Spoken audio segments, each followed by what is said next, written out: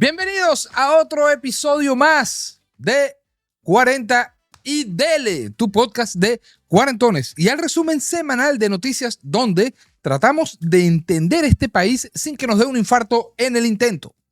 Les recuerdo que yo no soy periodista ni pretendo serlo, y muchísimo menos después de la clase magistral que nos dio Gladys Rodríguez en el episodio del domingo pasado. Si no lo han visto, se los dejo acá en pantalla, ahí lo tienen. El link está en la descripción y háganse ese favor porque ahí sí que se aprende a comunicar con elegancia. Aquí no hay guiones, ni libretos, ni agendas raras. Esto es simplemente el punto de vista de un ciudadano más que ve, escucha y se indigna. Se ríe, lo comenta con ustedes desde este espacio que nos regaló YouTube. Así que no se diga más y vamos a empezar con la primera noticia. ¿Y qué noticia, señores? Porque cuando uno cree que ya lo vio todo, sale Trump y autoriza operaciones de la CIA en Venezuela. Trump lo dijo clarito, autorizó operaciones encubiertas de la CIA dentro de Venezuela. No posiblemente, no según fuentes, lo confirmó él mismo. Así que sí, señores, la película de espías ya tiene escenario y se llama Caracas, Caracas, como me gusta esa ciudad. Según la Casa Blanca, estas acciones forman parte de la llamada guerra contra los cárteles, en la que acusan a Venezuela de ser ruta clave del narcotráfico. La CIA, con carta blanca de Trump, podría actuar dentro del territorio venezolano en operaciones de inteligencia y neutralización de objetivos. Y mientras tanto, Maduro, fiel a su libreto, salió diciendo que esto es otro intento de golpe de Estado. Sí, el mismo que ve golpes hasta en el sonido del microondas. Trata de imaginarte la escena en Miraflores. Presidente, confirmaron que la CIA está operando en Venezuela. Entonces revisen el cafetín, capaz que uno de los mesoneros es agente doble. Porque claro, para ellos todo es conspiración, menos la corrupción. Esa sí que es patriótica. Y lo más cómico es que se la pasan denunciando al imperio. Pero cada vez que Estados Unidos mueve un dedo, salen corriendo a pedirle explicaciones a la ONU y al Papa. Lo que pasa aquí es simple, señores. El régimen ya no controla la narrativa. Durante años usaron el cuento de la amenaza externa como excusa para reprimir, censurar y mantenerse en el poder. Pero esta vez no es cuento. La amenaza está ahí y viene del país que tiene más radares, más satélites y menos paciencia. Y eso, mi gente, los tiene sudando petróleo. Vámonos con lo positivo de esta noticia. El anuncio deja claro que el mundo no está comprando el discurso del régimen. Estados Unidos está pasando del preocupados por Venezuela al actuamos en Venezuela. Eso demuestra que la presión está funcionando y que el chavismo ya no es intocable. Vámonos con lo negativo de la noticia. Que la CIA opere dentro del país significa que la tensión subió de nivel. Esto puede tener consecuencias graves si hay errores, víctimas o retaliaciones. Y ya sabemos cómo es el régimen. Cualquier cosa la usa para justificar un estado de emergencia revolucionario. Y ahora vámonos con lo interesante. Y es que, señores, Trump, como nos hemos dado cuenta, no está improvisando. Esto encaja con su narrativa de mano dura contra el narcotráfico. Y si hay algo que le gusta, es demostrar poder. La pregunta no es si habrá más operaciones, sino cuándo las vamos a ver en titulares. Así que ahí lo tienen. Mientras Maduro reza para que el Papa lo salve, la CIA ya está adentro buscando lo que el régimen ha escondido por años. Y si el chavismo pensaba que podía seguir mintiendo en cadena nacional, parece que esta vez hasta los micrófonos tienen micrófonos.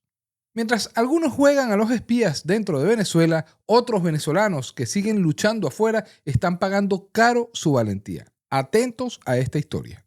Activistas venezolanos en Colombia sufren un ataque selectivo, disparos dirigidos, intimidación política y un mensaje que viaja más rápido que la justicia. Según confirmó el medio alemán Deutsche Welle, creo que así se pronuncia porque yo no hablo alemán, un grupo de activistas venezolanos que vive en Colombia fue atacado a tiros en lo que las autoridades ya describen como un atentado planificado. No fue un robo, no fue violencia casual, fue una advertencia con sello político y los atacantes aún no han sido identificados. Pero el patrón deja poco que dudar. Gente que incomoda al régimen, gente que denuncia violaciones de derechos humanos y de repente, ¡boom!, balas. Estos activistas habían documentado casos de persecución y tortura en Venezuela. Colaboraban con organizaciones internacionales y eran una piedra en el zapato para quienes se sienten impunes. Y lo más indignante de todo es que el ataque ocurre en suelo colombiano, donde supuestamente habían encontrado refugio. Pero parece que ni el exilio alcanza para escapar de un sistema que exporta miedo mejor que petróleo. Y mientras tanto, en Miraflores, seguro alguno dirá, nosotros no tenemos nada que ver, fueron los extraterrestres o los de la CIA. Porque ya es rutina, cuando hay represión es culpa del imperio, cuando hay tiros fue un malentendido. El libreto es el mismo, lo único que cambian son los cadáveres. Esto no es un episodio aislado, es parte del mismo ecosistema de miedo. El régimen no necesita fronteras, las cruza con amenazas, sicarios y miedo exportado. El mensaje está clarito otra vez. Ni fuera de Venezuela te salvas si sigues hablando. Y esa, lamentablemente, es la definición más exacta del terror político. Vámonos con lo positivo, negativo e interesante de esta noticia. Lo positivo, que esta noticia se haya publicado en medios internacionales como Deutsche Welle, repito, yo no sé si se dice, yo no hablo alemán, demuestra que el mundo sigue mirando y que la voz de los venezolanos libres todavía tiene eco más allá de las fronteras. Vámonos con lo negativo de esta noticia. El ataque deja claro que ni el exilio garantiza seguridad. Muchos activistas, periodistas y defensores de derechos humanos siguen sin protección en países donde el régimen aún tiene tentáculos y contactos. Y ahora vámonos con lo interesante, y es que el hecho ocurre en Colombia, país que históricamente ha sido refugio y a la vez escenario de infiltraciones y espionaje. Esto abre una nueva etapa, la persecución extraterritorial del chavismo, más sofisticada, más encubierta y sobre todo más impune. Y mientras ellos lo niegan, los activistas entierran compañeros y siguen documentando los abusos que el mundo aún finge no ver. Porque sí, podrán intentar callar voces, pero no pueden silenciar una verdad que ya cruzó la frontera. Y si el régimen ya actúa dentro y dispara afuera, ahora empieza a recibir señalamientos desde América Latina. Esto se está moviendo muy rápido. El presidente Boric exige justicia. Ronald Ojeda, dirigente social en Venezuela, habría sido asesinado y Chile lo denuncia con nombre y apellido.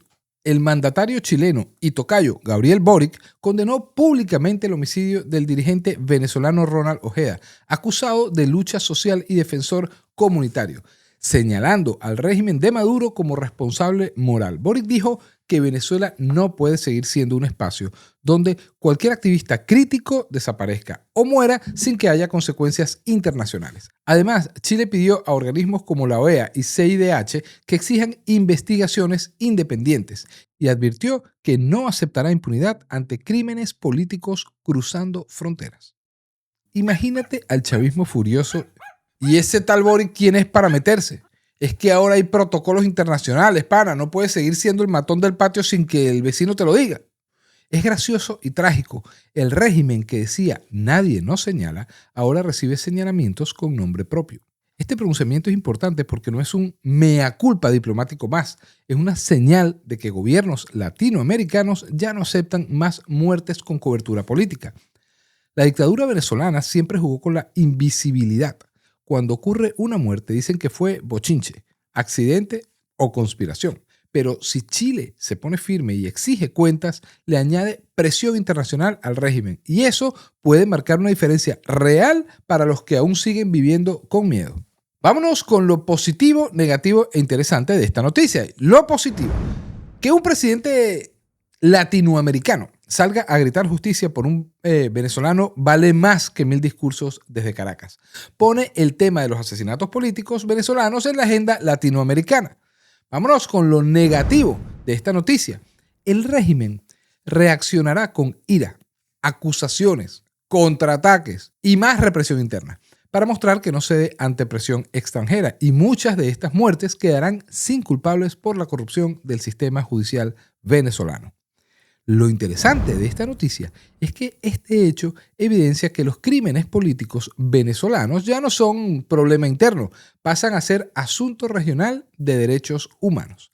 También supone un dilema para países latinoamericanos, hasta dónde presionan sin romper relaciones diplomáticas, porque exigir justicia implica riesgo político, pero también implica reconstruir dignidad compartida. Así que Boric no va a enviar felicitaciones por la revolución, enviará exigencias de justicia. Y Maduro, que tanto ha gritado soberanía, ahora debe responder ante sus pares y no con cadenas, que no digan que no les avisamos, porque cuando matas voces fuertes, tarde o temprano los países vecinos preguntan ¿por qué huelen los muertos?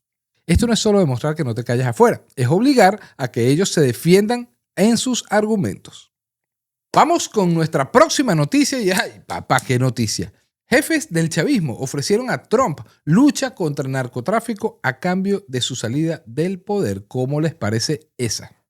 Según información exclusiva publicada en Yahoo Noticias Latinoamérica, dirigentes del chavismo le habrían propuesto al presidente Trump un pacto de cooperación para combatir el narco en Venezuela, a cambio de que Estados Unidos apoyara una transición de poder en Caracas. La oferta incluiría inteligencia compartida, operaciones conjuntas en rutas de drogas y blindaje diplomático para ciertos actores chavistas, a cambio de respaldar una salida política para Maduro. El artículo menciona que algunas figuras del régimen estarían imperando este plan estratégico porque ya saben que su supervivencia depende de abrir vías con Washington. Pero ojo, esa oferta no es un pacto cerrado. Nadie firmó nada públicamente todavía. Imagínate esto. Los mismos que piden cadenas nacionales para defender el legado bolivariano ahora mandan ofertas a Trump como si fuesen vendedores ambulantes internacionales. Señor Trump, le damos rutas de droga, le damos redes, pero saque a Nicolás, ¿sí? Qué irónico. Los que gritan imperialismo por todo ahora buscan que él les solucione su crisis. ¿Cómo ven esa? Este tipo de propuesta revela lo que muchos pensamos, pero pocos admiten. Y es que el chavismo sabe que está en jaque. Cuando los que están arriba ofrecen rendición negociada es porque sus soportes internos ya no les alcanzan.